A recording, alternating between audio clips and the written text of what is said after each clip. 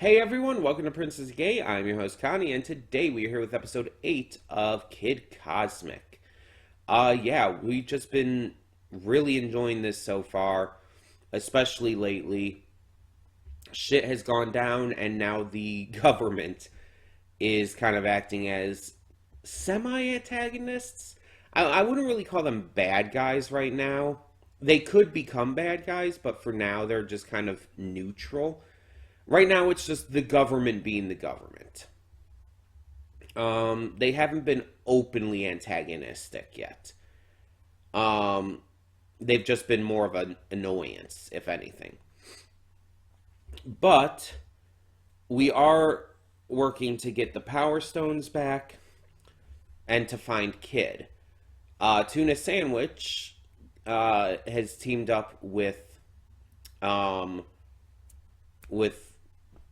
why is his name escaping me? The alien dude, Chuck. And while using Chuck's communicator, they've gathered the others to help, save the day and get everything taken care of. And so now the only question is, where's Kid? Because he's just seemingly disappeared. Not even the government knows where he is. So where's Kid? And how are we going to get into things? I'm sure we're going to find out this episode what's been going on with him, as well as like how everything's going to connect and how we're going to move forward. We're also setting up for what is surely to be the final confrontation in this season, when a bunch of aliens come down to Earth to try and get the stones and cause this big war event. So we're setting that up as well with Tuna Sandwich's visions and everything. It's a really interesting preamble to the finale. And speaking of, I'm just going to mention this now. There's only 2 more episodes after this, episodes 9 and 10 of the season. We will be doing them together.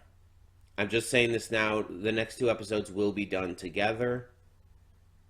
And after that, we'll probably move on and do something else for the time being. And come back to season 2 at a future point. So yeah. Well, we already know what's replacing it, to be fair. Because this was basically a placeholder, a replacement anyway for Symphogear. So, yeah. Either way, let's just get into this episode and see what we have in store. So, when the screen fades to black, pause this redirect and go to the description below. Follow the link to the reaction, and after you watch it, come back here to the redirect and resume play.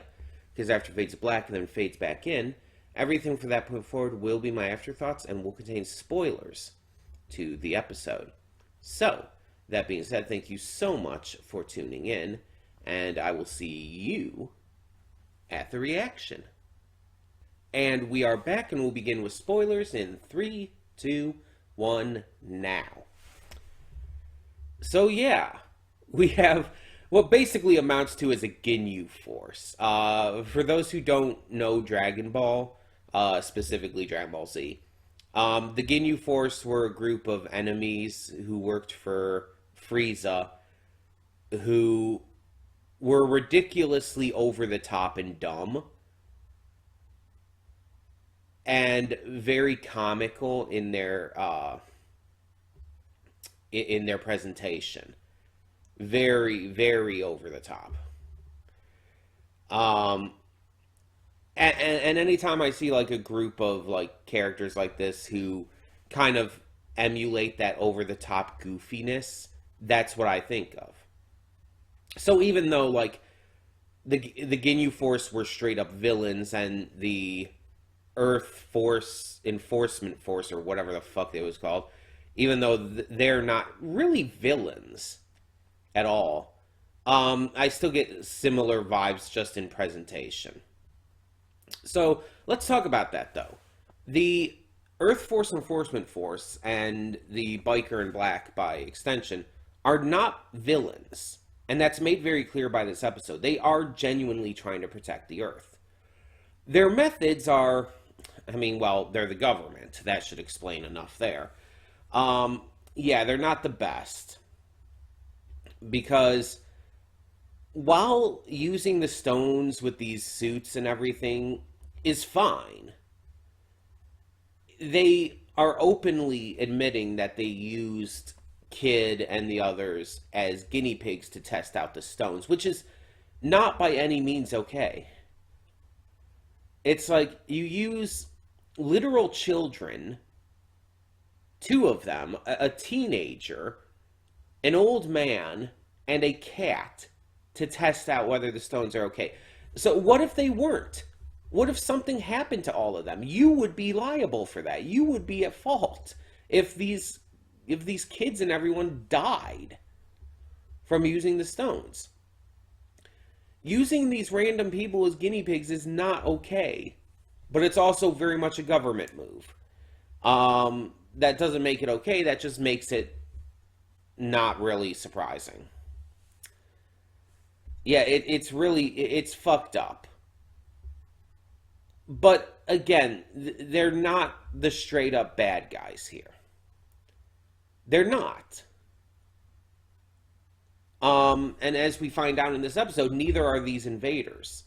The invaders we're seeing here, which are the ones that were obviously built up to throughout Tuna Sandwich's visions and everything, are the original owners of these stones, the power stones, from what we can tell. All of them have a different power that equates to the stone, such as the little tribble thing being able to change size and grow into this giant monster. And so Kid puts together that they just want their stones back. So how is this going to go? Because I know there's another season, so I doubt they're gonna give up the stones. Maybe each of these planets will leave the stones in Kid and his crew's hands for protection. Maybe something like that's going to happen. But how are we going to deal with the government? There's a lot of questions that I'm wondering about with how this finale is going to go. There's only 2 more episodes. And like I said, we're going to do them both together. But it makes me wonder what's going to happen in the rest of the season. And there's, let me check here to be sure. I believe there's 2 seasons total. 3 seasons total. So, there's definitely a lot more content that's going to be had. A lot more fun adventures and stuff. So I'm just kind of, again, curious as to how that's going to go. But we'll find all that out next time. Hopefully it ends out on a really good note, because this season's been amazing. And there's been certain specific episodes that have been just far and above beyond what I could have ever imagined with this show. Like, this series really strongly won me over.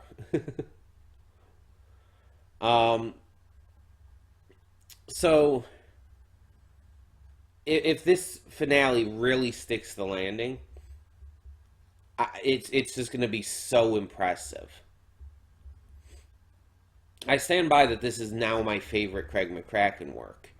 And it could become, like, it could get up there with some of my favorite shows if it continues to be as good as this, if not better.